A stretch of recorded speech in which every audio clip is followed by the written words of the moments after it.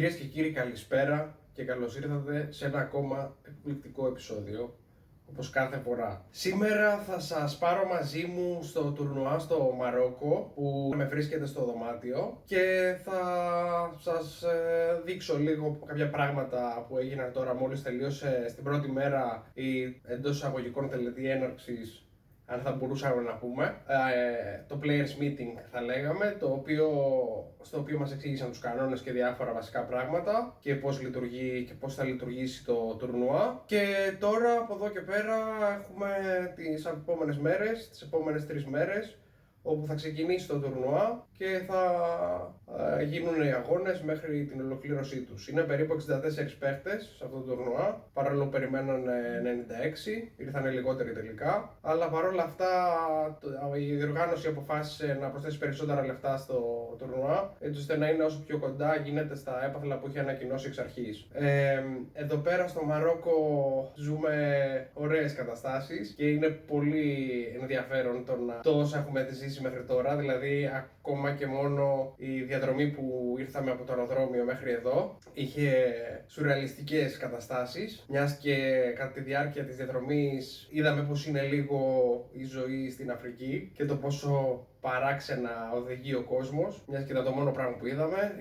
Αναγκαστήκαμε και κάναμε 2 στάσεις κατά τη διάρκεια της διαδρομής για να περάσουν κάτι αρνιά, τα οποία είχαν κόψει την κυκλοφορία, και σε κάποια φάση παραλίγο να τρακάρουμε με ένα άλογο, στο οποίο ήταν ένας αναβάτης, ο οποίος περνούσε τη διάβαση και σταματήσαμε και σταμάτησε και το άλογο δηλαδή. Αυτό και μόνο νομίζω ήταν μια πολύ ικανή εισαγωγή να μας δείξει λίγο τη ζωή στο Μαρόκο. Παρ' όλα αυτά είναι πάρα πολύ ωραία εδώ και ελπίζω αυτή η ωραία ατμόσφαιρα που έχει ήδη το τουρνουά να συνεχιστεί και με μια πολύ καλή πορεία από εμένα. Καλησπέρα αγαπητοί φίλοι. Σήμερα έξω το πρώτο μου μάτς και κέρδισα 11-3, σχετικά εύκολος αντίπαλος. Οι συνθήκες εδώ στο Μαρόκο είναι λίγο διαφορετικές από αυτές που ελπίζαμε και περιμέναμε. Η διοργάνωση δεν είναι τόσο τέλεια. Παίζουμε σε κάτι τραπέζια με τσόκες άντι και μπάλες cyclop, ενώ κανονικά υποτίθεται ότι πρέπει να παίξουμε σε τσόκες 860 συμμονής και με μπάλες Aramith Pro,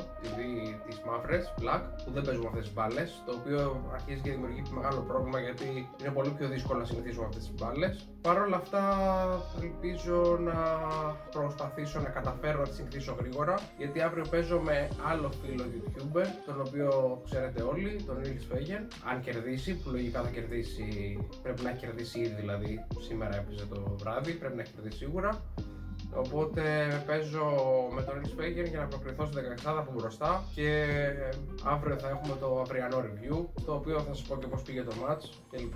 Γενικά, ένα άλλο πρόβλημα που έχω αντιμετωπίσει είναι ότι στη διάρκεια της πτήσης μου εννοείται ότι είχα κάποια ατυχία θα μου συνέβαινε, και αυτή ήταν το ότι δεν ήρθαν οι βαλίτσες μου, με αποτέλεσμα να παίξω με άλλη εμφάνιση μη επίσημη για την πρώτη μέρα, και αύριο πρέπει είτε να αγοράσω παντελόνι, παπούτσια και επίσημη ετοιμασία, ή να μου έχουν έρθει βαλίτσες, που σύμφωνα με την μέχρι τώρα εμπειρία μου το βλέπω λίγο δύσκολο. Παρ' όλα αυτά, όπως και να έχει, εγώ θα δώσω το καλύτερο μου αυτό και αύριο τέτοια ώρα θα δούμε τι θα έχω να σας πω. Ελπίζω να έχω ευχάριστα νέα.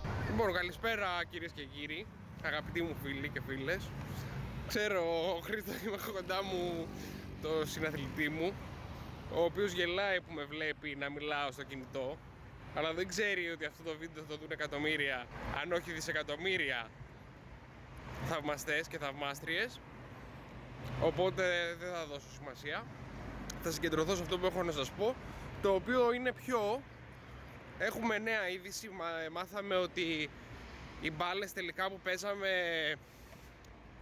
τις έφερε ο Ματζίτ, γιατί δεν είχαν μπάλες ούτε tape για να τις στήσουμε, και τέλος πάντων δεν πειράζει όμως. Εμείς κάνουμε τώρα το νυχτερινό μας περίπατο στο υπέροχο Ταγκέρι και απολαμβάνουμε την υπέροχη Αφρική και το φανταστικό του φαγητό, το οποίο δεν μας έχει δημιουργήσει καθόλου προβλήματα στομαχικά. Δηλαδή, αν το σκεφτεί αυτό κανείς, απορώ πως θα του πέρναγε από το μυαλό κάτι τέτοιο, το οποίο όμως ελπίζουμε να έχει λυθεί μέχρι αύριο. Παρ' όλα αυτά είμαστε σε ένα παραλιακό εδώ μέρος που δεν είναι καθόλου άσχημο για να περπατάς. Είμαστε σε ένα παραλιακό εδώ μέρος που δεν είναι καθόλου άσχημο για να περπατάς. Είμαστε σε ένα παραλιακό εδώ μέρος που δεν είναι καθόλου άσχημο για να περπατάς. Είμαστε σε ένα παραλιακό εδώ μέρος που δεν είναι καθόλου άσχημο για να περπατάς. Είμαστε σε ένα παραλιακό εδώ μέρος που δεν είναι καθόλου άσχημο για να περπατάς. Είμαστε σε ένα παραλιακό εδώ μέρος που δεν είναι καθόλου άσχημο Τι άλλο έγινε? Hi. Εδώ πέρα φίλος είναι αθλητής κι αυτός. Και περνάμε πολύ καλά κατά τα άλλα. Έχει ωραία κτηριάκια. Περνάμε εδώ τις διαβάσεις και είτε τις περνάμε είτε δεν τις περνάμε, οι οδηγοί συνεχίζουν σαν να μην είμαστε εκεί. Αλλά τώρα σταματήσανε, η αλήθεια είναι. Κάτι που έχει πλάκα. Τι άλλο ωραίο έγινε? Έγινε το ωραίο σκηνικό ότι παίξανε κάτι ξύλιο, κάτι τύποι μπουνιές την ώρα που τρώγαμε στο εστιατόριο. Από κάτω. Μια κλασική Τετάρτη βράδυ στην Αφρική θα λέγαμε. Κάτσε να σας δείξω λίγο και εγώ. Ωραία κτηριάκια εδώ, έχει και ωραίο... Πώς λέγεται αυτό, palm tree. Φοίνικας, μπράβο. Να και εδώ έχουμε και τον τύπο εδώ με το καρότσι του. Λοιπόν, έχουμε μπροστά μας, σε λίγο θα σας δείξω εδώ. Όχι, μην το δω. Θα παίξει το άλογο, θα παίξει. Θα δουν άλογο τα παιδιά εδώ. Λοιπόν, και έχουμε άλογο, θα πάμε να συζητήσουμε αν γίνεται να τα πάρουμε να πάμε βόλτα τα άλογάκια που σας είχα πει ότι είχαμε βρει και στον δρόμο. Εμείς δεν θα περνάμε τις διαβάσεις βέβαια με τα άλογα, θα είμαστε καλοί αναβάτες. Αλλά για να δω.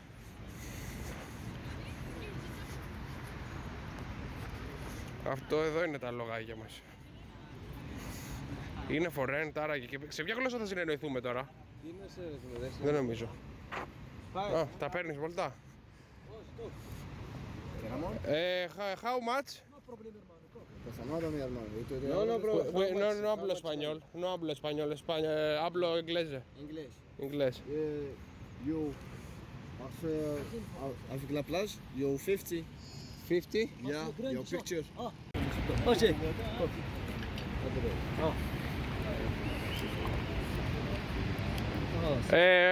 Wait a moment. Να σου πω πώς πάει το άλογο, το έχεις? أسامة كنا هذا المرات فهمت. Άντε μπαίνω κι εγώ. Μπαίνω κι εγώ στο άλογο. Όπα. ما دام حسبتوا لك لا انت ايش عندكم اخو راجل.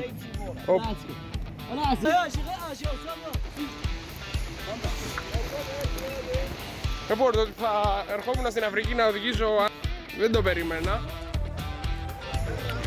Έρα! Πώς το πας το αλογάκι σου? Εντάξει είσαι? Καλό έτσι το αλογάκι. Κι εγώ. Ντίκ. Εγώ νιώθω μεγάλη αυτό. Πάμε βολτίτσα μεγάλη. Έλα κουκλάκι μου. Εγώ το πάω τρένο. Πάμε κορίτσι μου. Πολύ μου Λοιπόν, θα του βγάλω και ένα όνομα τώρα. Εγώ σου τραβάω, θα πας καλά. Ντυρ. Πόπο φίλε, είμαι πολύ καλά. Όπα. Ρε μαλάκα, μη τρέχει. Τρέχει και το δικό μου. Καλά το πας, εντάξει. Το δικό μου λίγο τρέχει. Έχω πάρει το άλογο και πάω. Πάμε καλά με την ελόπη μου. Από ό,τι βλέπετε. Δεν ξέρω αν βλέπετε. Αλλά εντάξει, γενικά μπορώ να πω ότι άξιζε την εμπειρία. Για πρώτη φορά άλογο το πάω καλά. Ήταν απαλά. Πώς σου φάνηκε?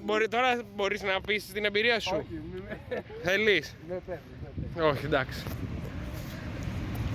Εγώ μπορώ να πω την εμπειρία μου ότι ήταν πάρα πολύ καλό να οδηγώ την Πινελόπη σε μέρη ανεξερεύνητα για αυτήν και σε νέα μονοπάτια. Είμαι σίγουρος ότι της άρεσε πάρα πολύ. Ναι, ήμουν εκπληκτικός θεωρώ σαν αναβάτης. Εντάξει, δώσαμε και λίγη χαρά σε αυτά τα παιδάκια που μας κάνανε μεροκάματο. Αλλά άξιζε το μεροκάματο που μας κάνανε, θεωρώ. Άξιζε πάρα. Δεν άξιζε? Ναι, εντάξει.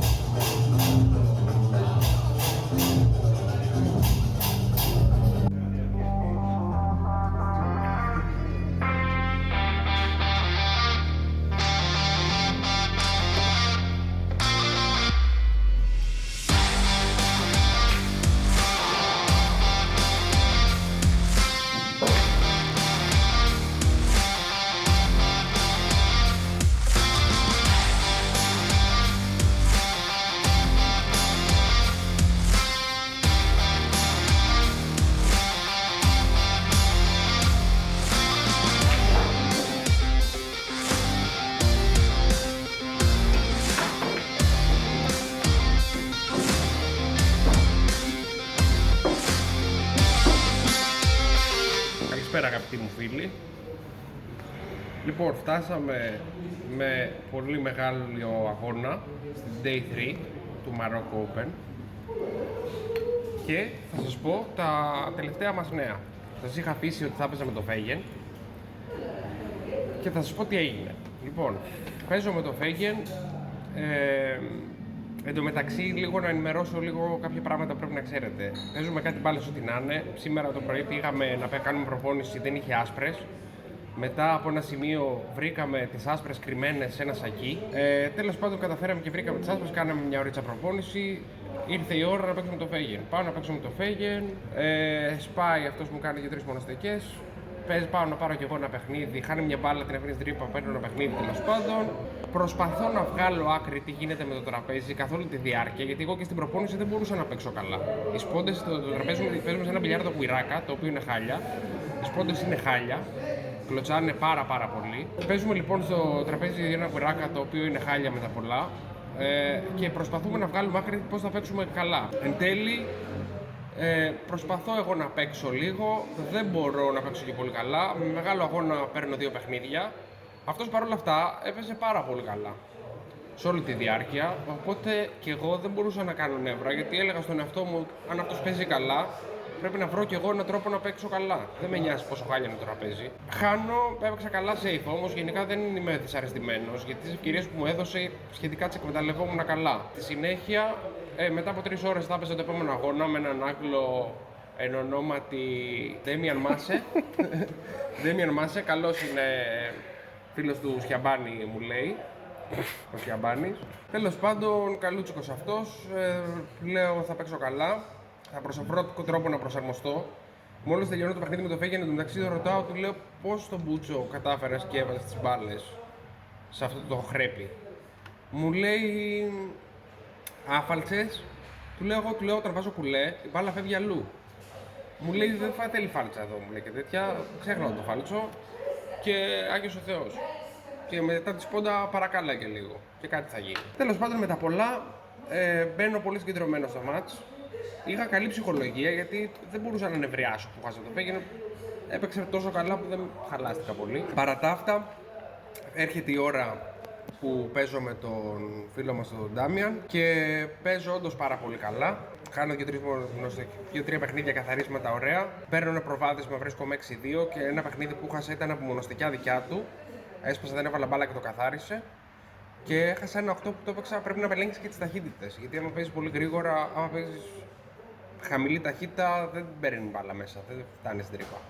Γέρνει παντού τα πάντα σε κάθε πορεία. Οπότε πρέπει την μπάλα να την κλωτσάς. Τέλος πάντων, με τα πολλά, καταλήγουμε στο ότι έπαιξα πολύ καλά στο τελευταίο μάτς και προκρίθηκα πλέον στους 16.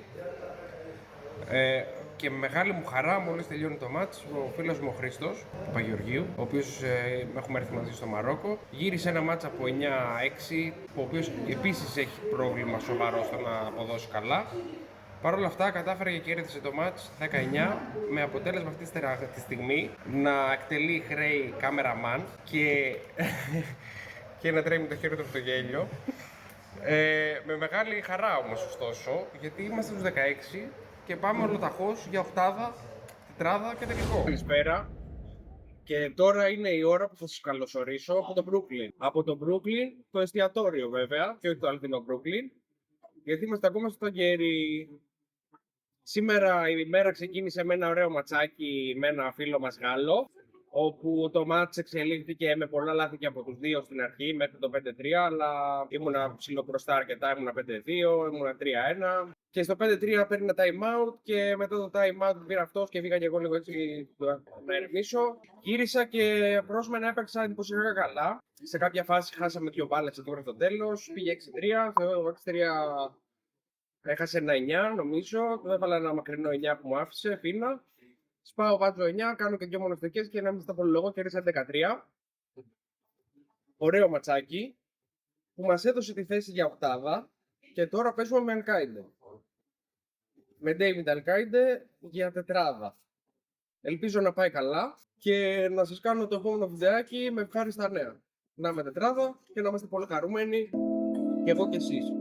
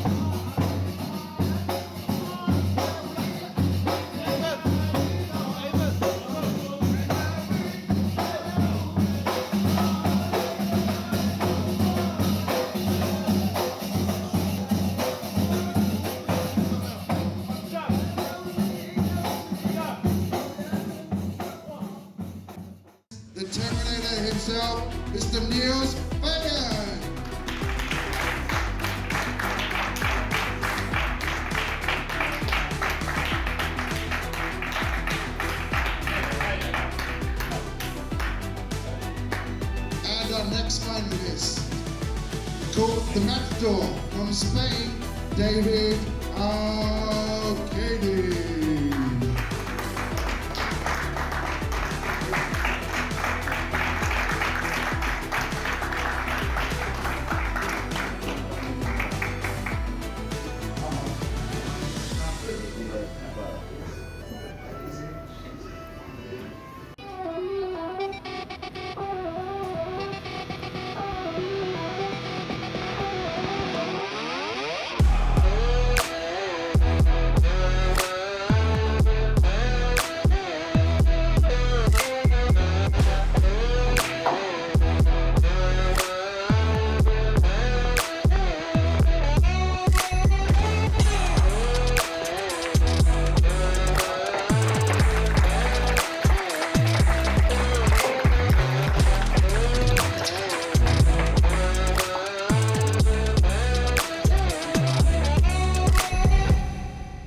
Καλησπέρα και πάλι.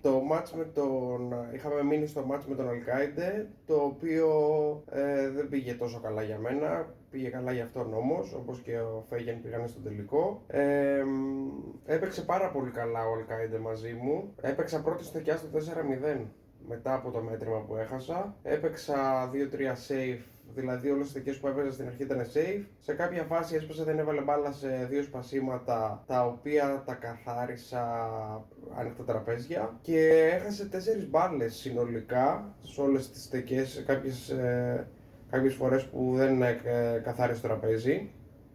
Αλλά γενικά πρέπει να έκανε γύρω σε 7 μονοστεκές από το σπάσιμό του. 7 με 8 μονοστεκές. Έπαιξε πάρα πολύ καλά και διαπίστωσα αυτό το πράγμα, μου έδωσε να καταλάβω πολύ έντονα το πόσο μεγάλη διαφορά υπάρχει και πόσο δύσκολο είναι να βγάλεις και το καλό σου παιχνίδι με αυτούς τους παίχτες. Πόσο αντίστοιχα πιο εύκολα το βγάζουν αυτοί το καλό τους παιχνίδι, γιατί στα υπόλοιπα παιχνίδια και ο Φέγεν και ο Αλκάιντε δεν παίξανε καθόλου κοντά στο πόσο καλά παίξανε μαζί μου, πράγμα που είναι λογικό, γιατί όσο πιο καλός είναι ο αντίπαλός σου και το γνωρίζεις και τον προτέρων, τόσο πιο δύσκολο είναι να βγάλεις και το καλό σου παιχνίδι. Εν αντιθέσει, το να παίξεις με κάποιον που δεν τον έχεις δει σε τουρνουά σε όλο τον κόσμο ποτέ, είναι πολύ πιο εύκολο να αποδώσει και καλύτερα. Αλλά γενικά έμεινα ευχαριστημένος πολύ με την απόδοσή μου, γιατί και τα μάτς που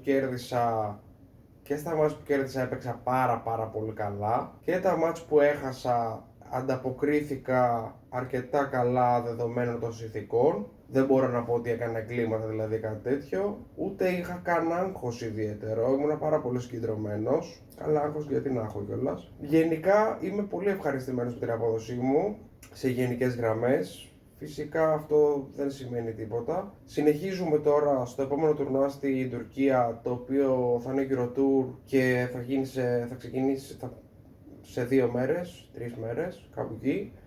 Οπότε όσοι δεν έχετε κάνει subscribe, οφείλετε να κάνετε subscribe. Το επόμενο τουρνουά είναι σε 2 μέρες στην Τουρκία, στην Αντάλια, το Eurotour. Οπότε επειδή προβλέπετε να κάνω και εκεί βιντεάκι, αν δεν έχετε κάνει subscribe, οπωσδήποτε να κάνετε subscribe.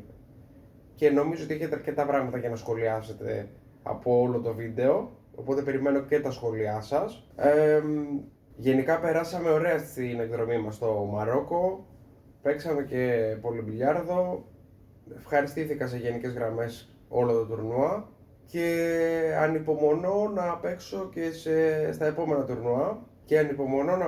επόμενα τουρνουά. Όταν ξεκίνησα πέρυσι στο YouTube, το ξεκίνησα για πλάκα για αρχή, για να ανεβάσω μερικά βιντεάκια για να έχω. Αλλά τώρα μετά από ένα χρόνο πλέον και δεδομένου ότι βλέπω πάρα πολύ θετική ανταπόκριση από τον κόσμο και από αυτά που μου λέει βάσει αυτών που βλέπει, κατέληξαν όλες αυτές τις ιστορίες που έχω αναφέρει να με επηρεάσουν και εμένα τον ίδιο για τον μπιλιάρδο πολύ περισσότερα, με αποτέλεσμα να έχω πάρει μια απόφαση να ασχοληθώ πάρα πολύ πιο ενεργά με τον μπιλιάρδο, πράγμα που δεν έχω κάνει καθόλου τα τελευταία 15 χρόνια, που ναι μεν συμμετείχα σε κάποια τουρνουά, έπαιζα, αλλά δεν έβλεπα τον μπιλιάρδο τόσο σοβαρά και τόσο αγωνιστικά όσο έχω αποφασίσει, όσο το παίζω καταρχάς τα τουρνουά εδώ και 1-2 χρόνια, αλλά για πολύ μεγάλο διάστημα, εκτός του ότι δεν έπαιζα, δεν έκανα και καθόλου προπόνηση. Εδώ και 4 μήνες πλέον παίζω πάρα πολύ πιο αγωνιστικά και πιο συγκεντρωμένα και πιο στοχευμένα και πιο αφοσιωμένα, πράγμα το οποίο πλέον μου έχει δώσει κάποιες δυνατότητες εδώ και 4 μήνες. Για πρώτη φορά στη ζωή μου τόσο συγκεντρωμένα έχω αποφασίσει να αφοσιωθώ πολύ πιο σοβαρά και να δεσμεύσω το χρόνο μου και να δεσμεύσω το χρόνο μου στον μπιλιάρδο και να κάνω μια προσπάθεια στην οποία θα ελπίζω για τα καλύτερα αποτελέσματα, η οποία όμως κιόλας δεν θα μπορούσε να έχει γίνει χωρίς τη βοήθεια κάποιων ανθρώπων, η οποία έτυχε να μου συμβεί αυτή τη στιγμή. Οπότε στο μέλλον θα συνεχίσω να βγάζω τέτοια βιντεάκια, έτσι έχω σκοπό. Ελπίζω να σας αρέσουν, ελπίζω να σας άρεσε και το βιντεάκι αυτό στο Μαρόκο και φυσικά θα αρχίσω να παίζω μπιλιάρδο πάρα πολύ πιο σοβαρά από ό,τι έχω κάνει όλα τα χρόνια στο παρελθόν. Σε αυτό το ταξίδι θέλω να σας πάρω μαζί μου και να δούμε μαζί πως είναι όλη αυτή η διαδικασία και να δούμε φυσικά που θα φτάσει σε βάθος χρόνου. Ελπίζω να σας άρεσε το βίντεο αυτό και η εκδρομή μου στο Μαρόκο. Μέχρι την επόμενη φορά, καλές τεκές!